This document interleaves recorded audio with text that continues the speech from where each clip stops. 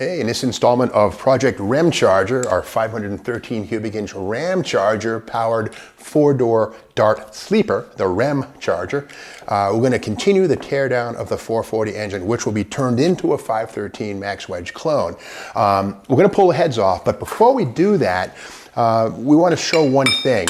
Now these are fully assembled, and one thing that's a good thing to do just to determine the health of the engine is to compare the heights of the valve stems. Get a steel rule like this, and what you want to see is, the valve stems pretty much all on the same plane. A little bit of a difference from one to the next might be an indication of eroded valve seats. That would be a valve that stands a little tall. Over on this side, we have something, okay, look at this. That gap right there, keep in mind there's no push rod or rocker arm acting on this, so this is a broken valve spring right here. This is exhaust valve for cylinder number 2, so that's a broken valve spring. This engine ran, but it undoubtedly had a dead cylinder. So with that said, when you add up the clues, now here's the thing, we're not going to be reusing these valve springs, doesn't really matter, but sometimes when you have a broken valve spring, you keep your eyes open for high RPM abuse or who knows what else. But so far, beyond that, this engine's pretty clean. The push rods are even straight, they're not bent. Kind of cool. Not that we're going to reuse them, but that's all right. Now the heads, these have 17 11/16 bolts that hold them down into position. And unlike when you're installing them, when you want to work in a star pattern from the center out to compress the new gasket properly, pulling the heads off, you don't have to worry about that at all. And I like to use hand tools because sometimes power tools, you go too fast, you don't get to commune with the job, and beyond that, if you have some threads that are halfway bad, you might not feel it with an air tool, and you might go right through them and screw it up even worse. Whereas with a hand tool, you can tell if the threads are weird or bunged up and work slowly. So anyway, another thing too is in untorquing these heads, if you can't quite get enough leverage, just put a piece of pipe on there, snap it off, and you're good. All right, this is the passenger side cylinder head. Sometimes these things come right off. Yep, and there we go. Okay. Oh, got a bolt on the end. There's always one, never fails. Okay, so we get these off, and again, there are 17 fasteners, and around each chamber, there are 5 bolts, which is kind of nice. Some engines, the small block Mopar, only have 4 bolts holding the gasket pinched around each cylinder, chamber, and bore. And if you have nitrous oxide or something like that, it can lead to head gasket failure. But on the Chrysler Big Block, there's 5 bolts arranged like a star around each bore, which is kind of a nice design. Some engines have 6, but again, 5 is good. Okay, off with the head. And, okay, not too bad in there, a lot of garbage. Probably what we're looking at here is trash that got inside the engine through the open exhaust manifold right there. Each cylinder has it, and again, the exhaust manifolds on this engine were not connected to anything. This engine was sitting inside of a truck bed loose, and as a result, I think what we have going on here certainly is external junk finding its way in. So yeah, these are the old stock bolts. We might reuse them. There's nothing wrong with them. If you really want the ultimate in head gasket sealing, studs, cylinder head studs, are what to use. ARP, SPS, lots of different places can sell you cylinder head studs. Okay, now we just saw that broken valve spring, this guy right here.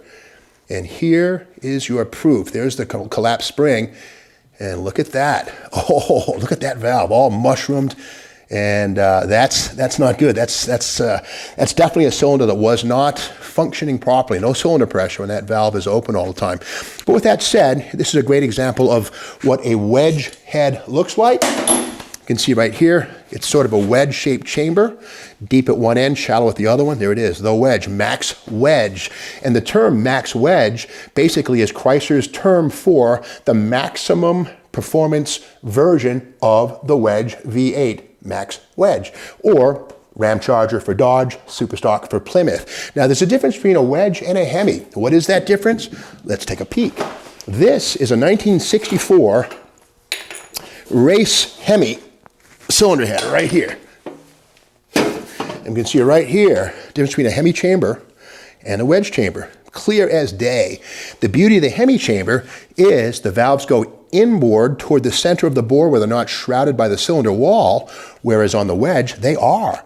The cylinder wall is right there, straight up and down, and so any airflow that wants to get into that valve or out of the exhaust valve has to fight with the cylinder wall. Well, on a Hemi, that's not the case. Beyond that, by having the valves go toward the center, the head of the valve is way bigger than it could ever be if they were sit side by side. So that's part of the beauty of the Hemi. Beyond that, the intake ports, or sorry, these are the exhaust ports right here, compared to the stock Wedge stuff. Exhaust ports radically different in size. You can see right here, the Wedge ports, they're big-ish. The Hemi stuff is really big. And on the intake side of things, it's a whole different story. This is the Wedge stuff. They're kind of tall and narrow.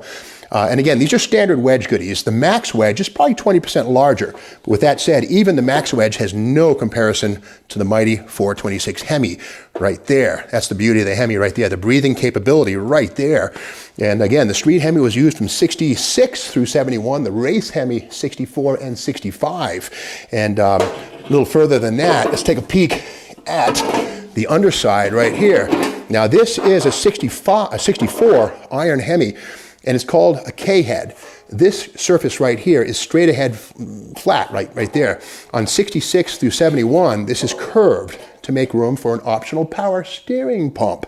Well, 64 and 5 Hemis were race Hemis, cross ram, and so they didn't have provision for power steering pump. So these K heads in 65 or 64 and the aluminum heads in 65 were specific and unto themselves. But here we see, of course, again, the valve springs entered in that direction. Again, this takes a big double rocker shaft arrangement. It's a little bit more complex than a Wedge, but the benefits are certainly there. But here's the crazy thing. Each one of these iron cylinder heads right here looks really heavy, incredibly heavy, too heavy to work, right? Well, these are actually 10 pounds lighter than a Chevy big block cylinder head in iron. No kidding. 10 pounds difference, valve to valve, everything being the same. So these Hemi heads aren't as heavy as they look. Okay, moving back to our 440 Wedge heads. These things here, we look at the casting number on these, and here we see 452, that right there, which identifies these as being pretty good castings. There's a thing called the 915 casting, which would be a 1967 casting, 1 year only deal, big valves, wedge chambers.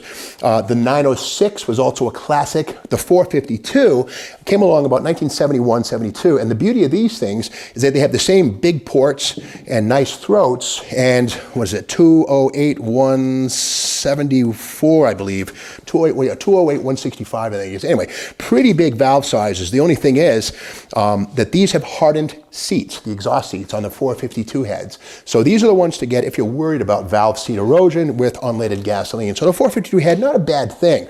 Okay, to disassemble a used head like this, simple and easy. Now, this is a little bit barbaric, but if you don't have a valve spring compressor, what you can do is put the head on a surface like this, put a socket over the retainer, and again, we see here the exhaust rotators right here on this truck-sourced head, but here we go like this, just like that, and go.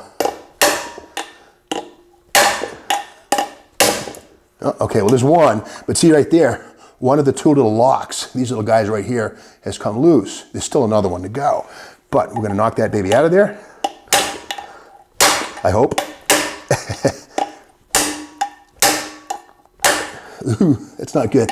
Anyway, this is junk. So it's going to this one here. All right, but again, we're not reusing these valves, these retainers, none of this stuff, but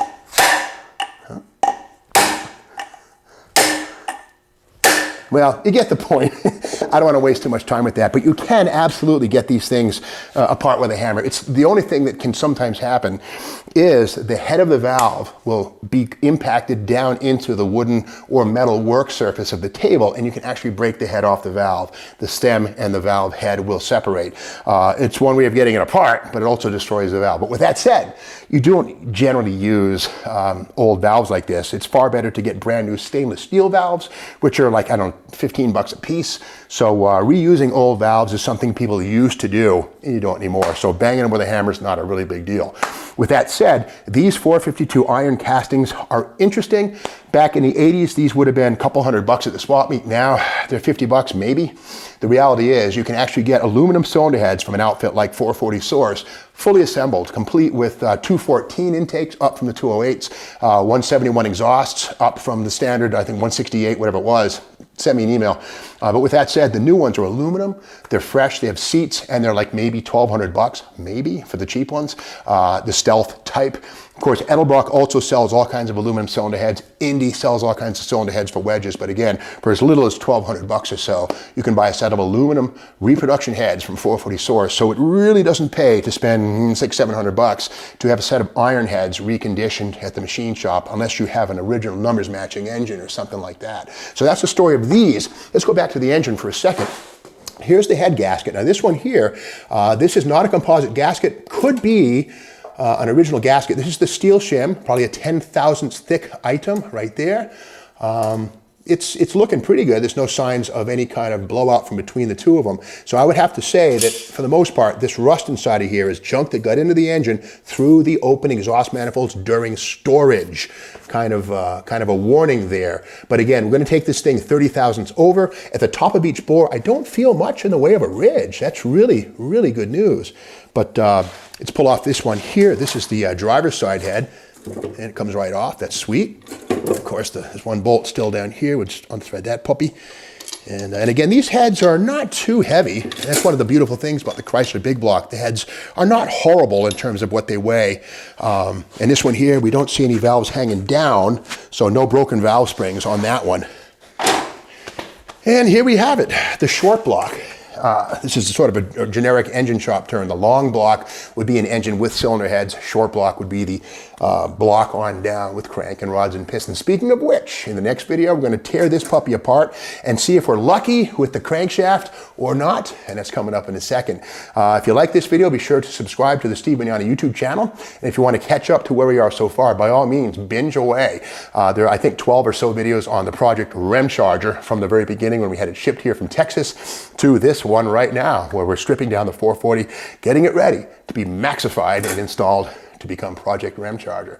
So we'll see you for the next video.